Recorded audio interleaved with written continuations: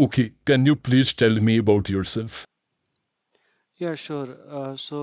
My name is Ravi, and I have around 3.4 years of experience. So, mostly I work at the backend development. Currently, I'm working with TCS, where I am the part of the development team.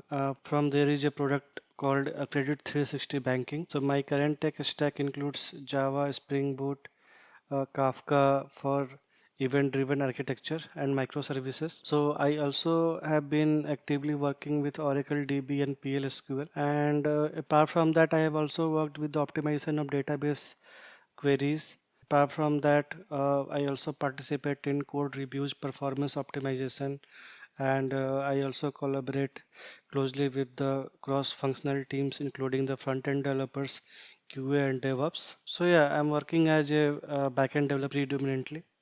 So yeah, Okay, fine. Okay, what is the latest version of Java you are working on?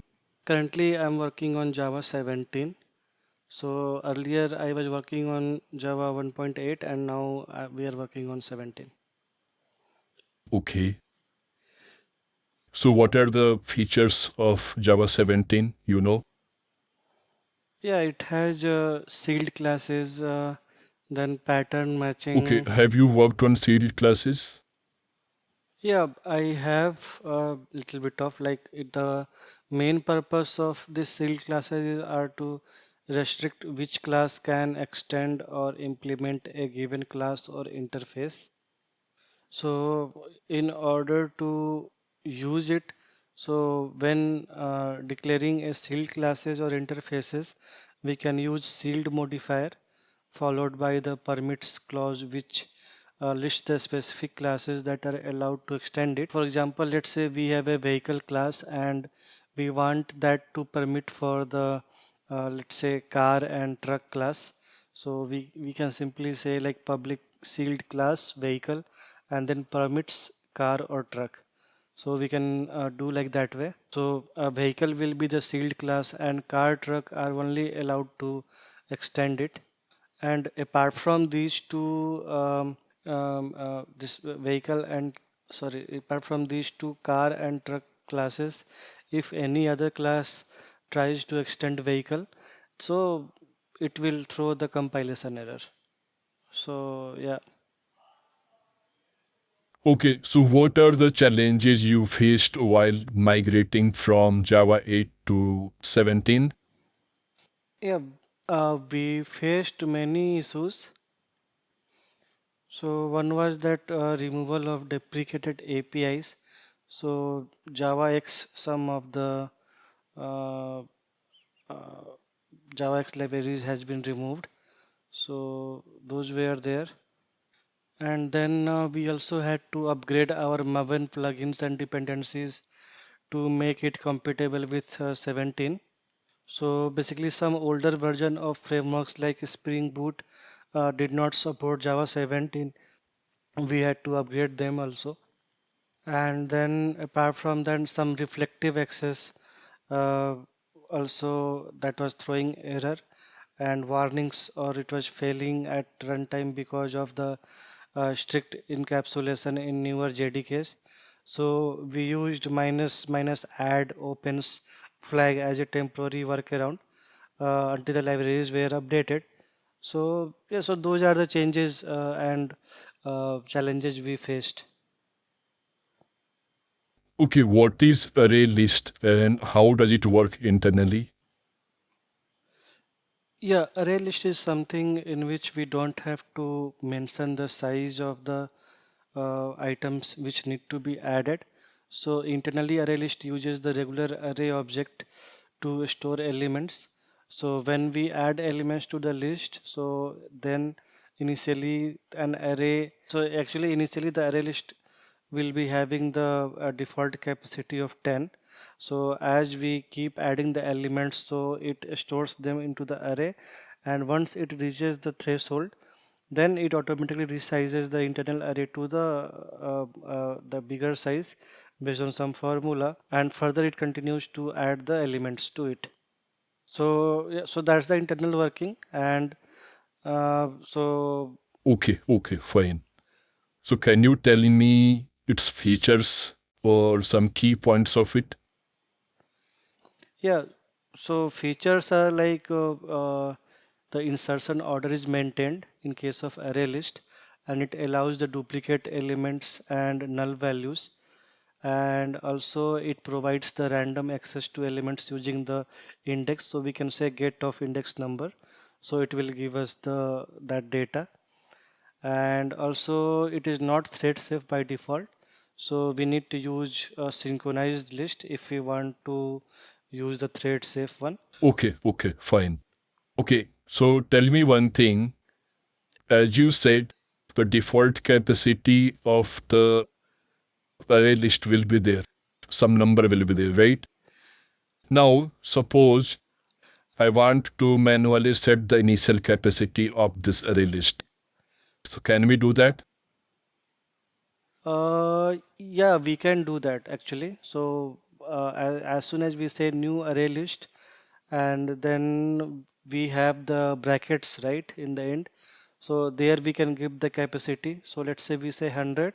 So it will be setting the initial capacity of that array list to 100. So we can do that way.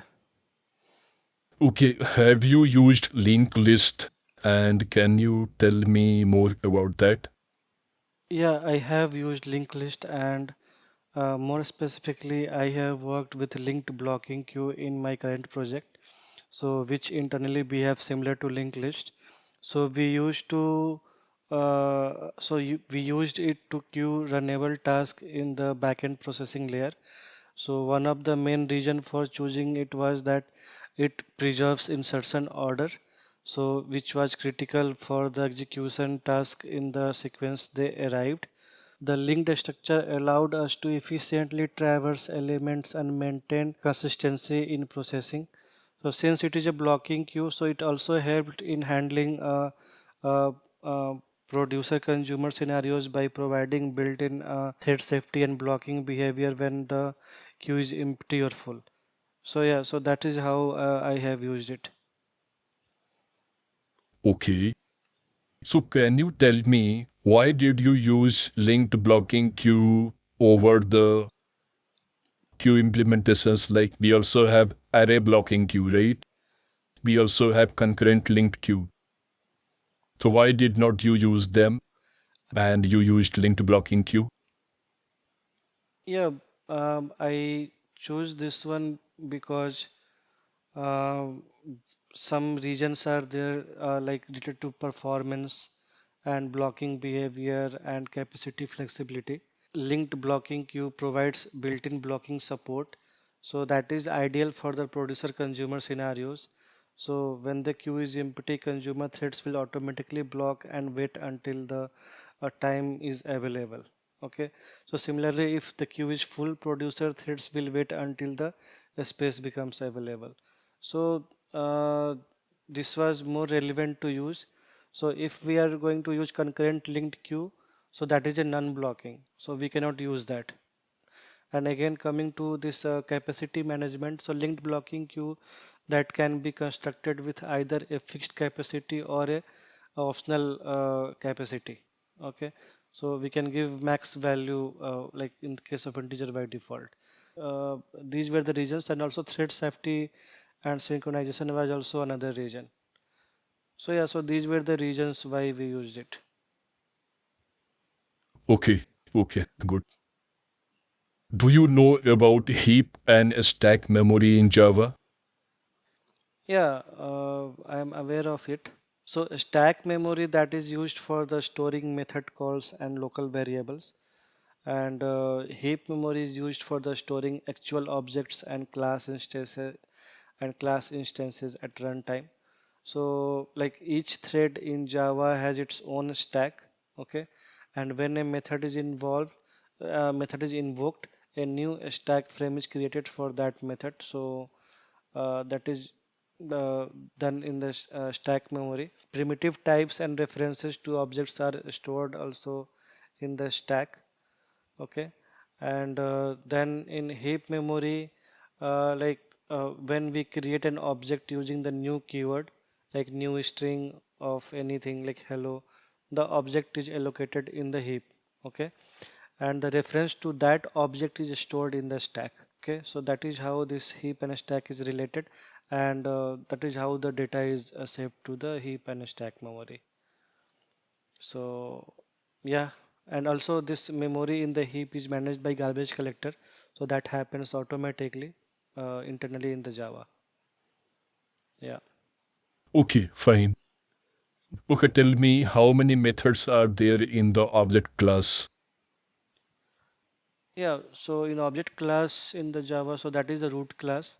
So there are many, so like hash code is there, equals to string is there, and then clone is there, and notify all.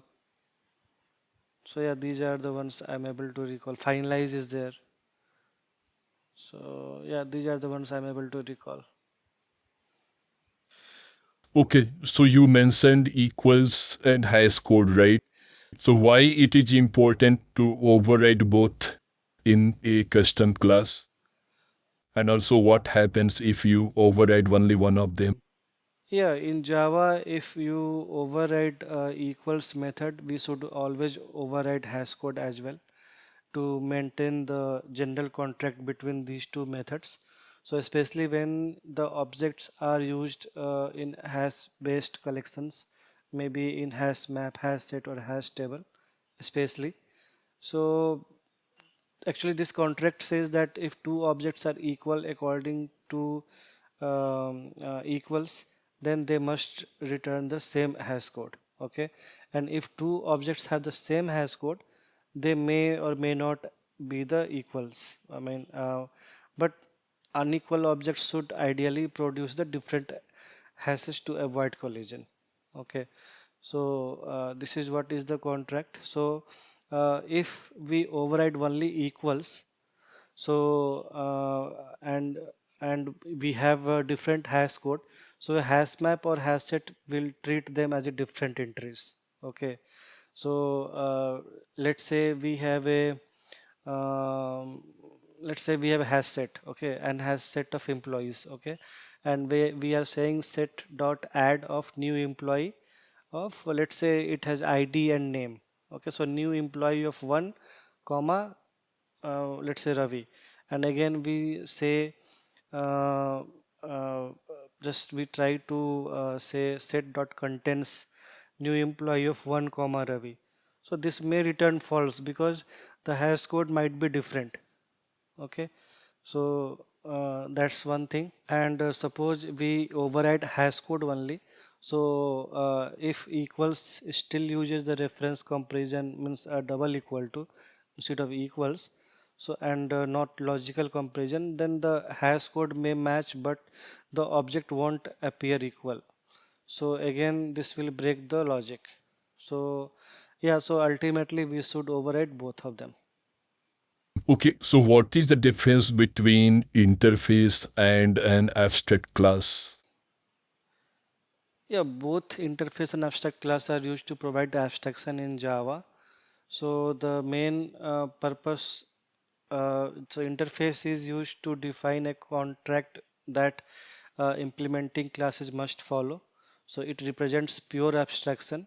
So abstract class like is a incomplete class, we can say, so that can contain both abstract methods, maybe means that without body, and concrete methods as well with implementation, that means. Okay, so it represents partial abstraction. So so interface is like the way of uh, achieving 100% abstraction, but abstract class is the partial abstraction. Okay, so can the interface have constructors? No, no, no. Interface cannot have constructors, and abstract class can have constructors. So because we cannot create the object of interface, right? So yeah. Okay, can you tell me the real world scenario in your project when you went to choose abstract or interface? Yeah, so the decision to use abstract class or interface in the real world scenario depends on what kind of relationship the classes share and what functionality needs to be shared or enforced. So, for example, when let's say uh, we have a payment system, okay, and we are building an e-commerce application that supports multiple payments, like let's say we have credit card, Google Pay, UPI, right? So all those are there. So these payment methods may not have the direct relationship, but they share the common behavior, right? So they all support a pay operation, right? So we have the payment method, right? So uh, that is there, okay. So we can define the payment method interface, and under that we will have the pay uh, method, pay operation. Under that we will have, so each payment method can implement this interface. So here we can use the interface, okay.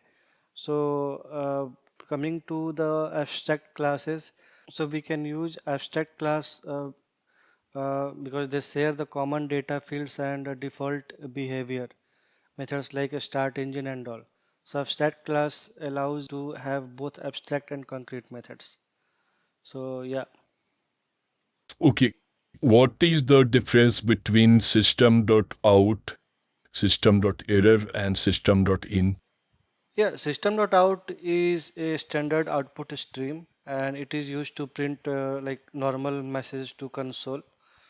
So whenever we want to print any kind of logs and all, so we use that. System.error is like for the standard error output stream, and it is used to print the error messages or exceptions in the console whenever it happens. And system.in is the standard input stream, so that is used to read the input from the console. So from the, I mean, usually whenever we type anything from the keyboard, so in that case we can use system.in, and for that on that input stream we can wrap use like a scanner or buffer reader, so all that we can use to read the input. So yeah, so this is the difference between these three. Can system.out and system.error be redirected separately? And if so, why and when you should do that? Yeah, system.out and system.error can be redirected separately in Java. So this is particularly useful in real world scenarios where we want to separate normal logs from the error log. So especially in the production environment, we can use that. So we can redirect these streams using system.out method and system.error method by passing the new print stream. Okay, so we can do like that. So we can give a print stream out equal to new print stream, and then a new file, whatever the log file we want, we can give that name. Okay. For example, whenever in web application, suppose it is running on the Linux server, then system.out could be logged to the some output.log, okay, and system.error we can log to the error.log. So like this way, if the app is crashing, suppose it crashes or it throws the unexpected exception, so we can quickly check the error.log without going through the all info debugging message. So yeah. Okay, so you have two overloaded methods, one that accepts an object and another accepts the string. Okay. Now, suppose you pass null as the argument. So, which method will be invoked and why? Yeah, when we pass null to overloaded method, so Java uses the most specific method available. Okay, so in this case, since string is the subclass of the object and object overloads are applicable, sorry, the string is subclass of object and both overloads are applicable, so the string version will be invoked because it is more specific than object. Okay, so the more specific one will be always loaded. Okay, so this decision is basically made at the compile time by the compiler. So yeah, so the string one will be invoked first. Okay, so how can you implement multiple inheritance in Java using classes? Uh, Java actually does not support multiple inheritance with classes. So actually, if we are going to implement that way, so it generates the diamond problem. So it does not support multiple inheritance using classes, but it does support multiple inheritance with interfaces. So using interface, a class can implement multiple interfaces. So suppose we have a interface A, interface B, and both have the same method. Since we don't have the implementation over there, so if suppose any class is implementing both A and B, so anyway we have to override that method, right? So that can be easily done, and that's why multiple interfaces will support the multiple inheritance. Now coming to classes, if suppose two different classes have the same method name with some different kind of implementation. So suppose any class which is inheriting those properties of that parent class. So if the that same method if we are trying to use here, so we don't know. I mean, it is we cannot say that which method will be implemented here, right? So ultimately it will be the ambiguity, and it will show the compilation error. So yeah, so that's why multiple inheritance is not supported using classes, but it does support using interfaces. So yeah. Okay, fine. So interfaces can also implement default methods, right? So what if interfaces have default methods with the same signature? Yeah, if both interfaces have the default method with same signature, then the whatever the class is there, which is implementing those interfaces, that has must that should must override and resolve the ambiguity. So for example, let's say we have interface A and interface B, and both have the default void show. Let's say, okay. Now suppose we have a class which is implementing that A and B. So we must have to override here this show method. Okay, and here either we can give the its own implementation, or we can use super. So suppose if you want to use the method which has been defined in A, so we can say a dot super dot show. So that's how we can actually bring up the implemented part of the interface A. So yeah, so that's how we can do it.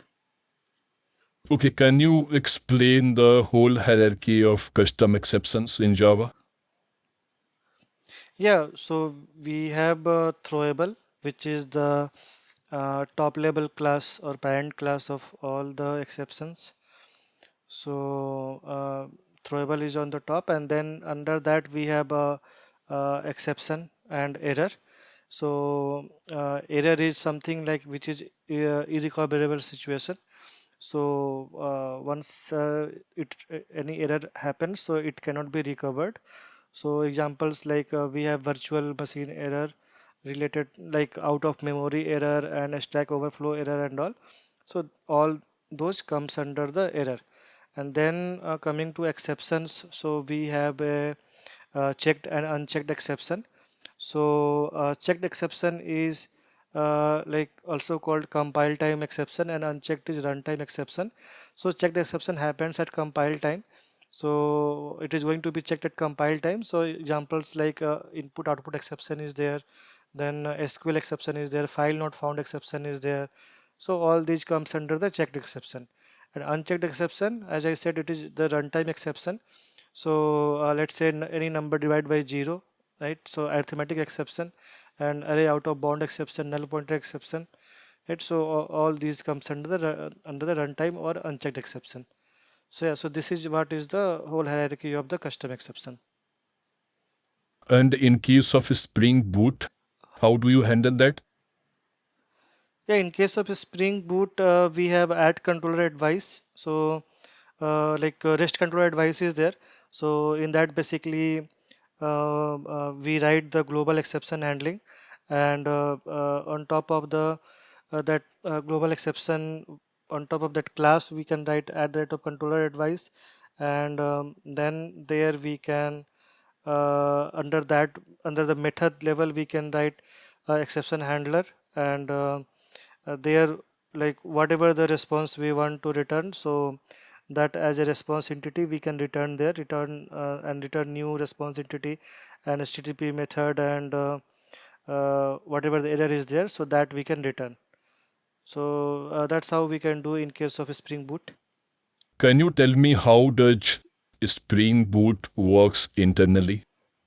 Yeah, Spring Boot, um, so in the beginning we have the, suppose we are using Maven, and also uh, in the beginning we have the starter dependencies, like we have a Spring Boot starter web, so that will uh, uh, automatically, and it will start quickly without needing the configure each dependency manually. So most of the dependency it will automatically load, and then we have Spring Boot auto configuration. So the it uses enable auto configuration annotation, and Spring Boot application is there.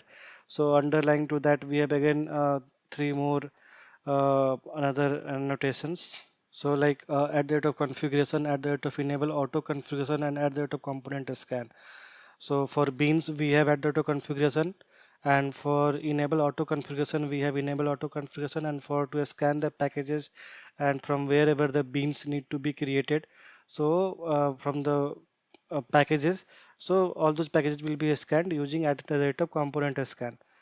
Okay. Then we have various configurations in the YAML file. So Spring Boot automatically loads configuration from the config files like YAML files, and it creates beans, and it anticipates whenever we may need. So it enable auto configuration and component scanning. And then we have Spring Boot application.run. So from where the actual Spring Boot application starts running, and all the application context is started creating. And then we also have the embedded server, like Tomcat and all can be already embedded, so we don't have to separately add the servers. So yeah, so the combination of all these together, that is how the Spring Boot works internally. Okay, can you tell me what is Spring Boot actuator? Yeah, Spring Boot Actuator is a built-in module in Spring Boot that provides production-ready features for monitoring and managing the application. So it provides various endpoints by default. So like we have health, metrics, environment, and all that. So all those activities we can do, and we are using Spring Boot Actuator along with Resilience 4J to track the circuit breaker metrics or failure rates and all. So it's basically useful in microservices for observability and integrating with monitoring tools like Prometheus and Grafana. So yeah, so that's how we use actuator. Okay. And what is Spring Initializer? Yeah, Spring Initializer is a web-based tool. So like start.spring.io. So that helps quickly bootstrap a Spring Boot project. So suppose any Spring Boot project we want to develop, so we go to that URL first, and there we can choose the project type and Spring Boot version and all dependencies like JPA, security, and all we can add there. And then we can also define the group artifact and package structure, all those things we can do. Ultimately, whenever we download it, that final project from that website, so it gives us the pre-configured pom.xml, or if it is Gradle, then build.gradle file, and all the structures will be there. So we are good to start from there in our project. So yeah. Okay, so how to enable debug log in Spring Boot? Yeah, to enable debug log in Spring Boot, we can configure it in application.yml or application.properties file. So like in the hierarchy, we can give logging level, and then the package type, your package we can give as debug, and similarly in properties file we can give, and also we can run the application with debug mode enabled by a command line also, suppose if we are doing it through command line. So yeah, so we can do it. So for troubleshooting during the development, it is very much helpful. Yeah. Okay, do you know dev tools in Spring Boot? Yeah, DevTools in Spring Boot, it enables automatic restarts on file changes and live reload for front-end assets and all. So it basically it is enhanced debugging support. So we can do using that. What is Spring Boot profiles? Do you know? Yeah, profiles allow us to define the environment specific configuration. So suppose we have multiple environments, right? We have production, we have dev, QA, right? So suppose some functionalities we want to run on different environments, and so basically as per the environment, different functionality we can run. So we can use in the YAML file, like we have Spring profiles and active, we can give their dev or QA whatever we need. So basically this helps in managing different configuration like database URLs, any credentials are there, any logging we want to do based on the different environment. So all those things we can do using this. Yeah. Okay, do you know Spring Boot test annotation? Spring Boot test. Uh, it is used for integration testing in Spring Boot. So it loads the full application context. So we can write a test that validate the controller endpoints and that interacts with the real DB. Okay, and that perform full request response cycle. So all that we can do using this annotation. Yeah. Okay, so in microservices, what design pattern is used to build and communicate between microservices? Uh, the API gateway pattern usually that is used to manage the communication between the clients and backend microservices. So any request which is coming from the client, so API gateway is the first entry point. So from where all the uh, request goes from there to, and again API gateway further it goes to the service discovery, and at service discovery it tries to find out the corresponding whatever the dynamic URL which has been generated, so that can be found there, and further request goes to there, whatever dynamic IP address is there, so there the request goes. So yeah, so this API gateway is the centralized routing, and all kind of rate limiting, authentication and logging happens here. So yeah. So have you used a discovery registry like Eureka or something? Yeah, I haven't directly implemented a discovery registry myself, but I am familiar with the concept and uses of the Eureka server and in microservices. So a discovery server allows services to register themselves dynamically, and other services can discover them without hard-coded URLs. So this enables load balancing and resilient communication.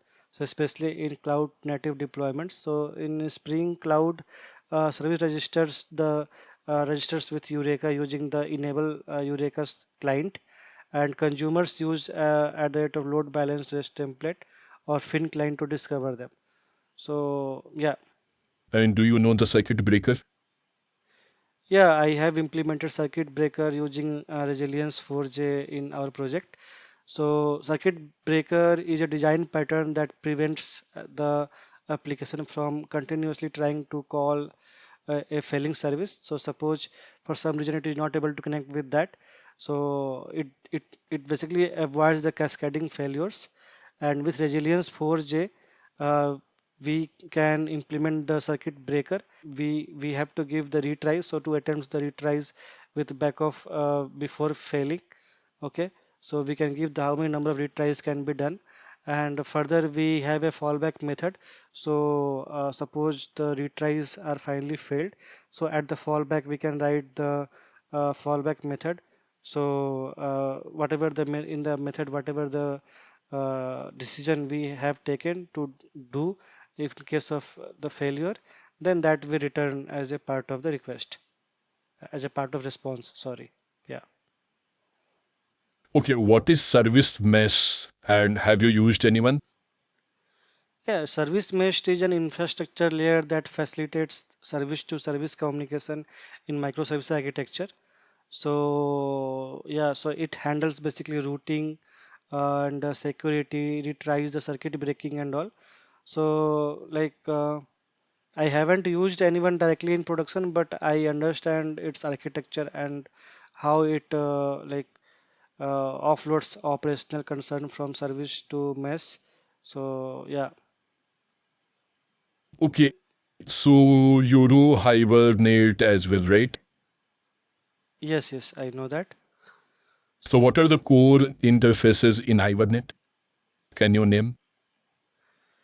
Yeah, I haven't used recently on that, but the main interfaces I remember, like session is there, transaction is there, then session factory is there, then query criteria, and also yeah. So these are the ones are there. Fine. Okay, so in SQL, can you tell me what is the use of union, union all, and intersect? Yeah, so union basically combines the result of two select queries and removes the duplicate rows. So that's what is the union. And union all combines the results without removing duplicates. So that's the union all. Okay. And then intersect basically that returns only the common rows between the select queries. So it is used whenever we are interested to share the records between two databases or something like that. So yeah, so these are the differences between these. So how many types of joins you are aware of in SQL? Yeah, I am aware of inner join, left join, then right join, full join. Yeah. Okay, can you quickly, in one lines, can you explain all of them? Yeah, inner join basically that returns only the matching records between two tables. Okay, so that basically it will be a common one between the two tables. And left join is basically it will return all records from the left table. Okay, and the matched record from the right table. Okay, so that's what will be the left join, and right join will be the reverse of it. So basically it will return all the records from the right table and matched record from the left table. And then again full join will be the like combination of left join and right join. So it will return all the records whether where there is a match in one of the table. So it will return either of them. So I mean it will return the combination of both of them. So yeah, so this is the differences there between these two. What is the difference between GPA and Hibernate? Yeah, JPA stands for the Java persistence API. So JPA is a standard specification for object relational mapping, ORM in Java.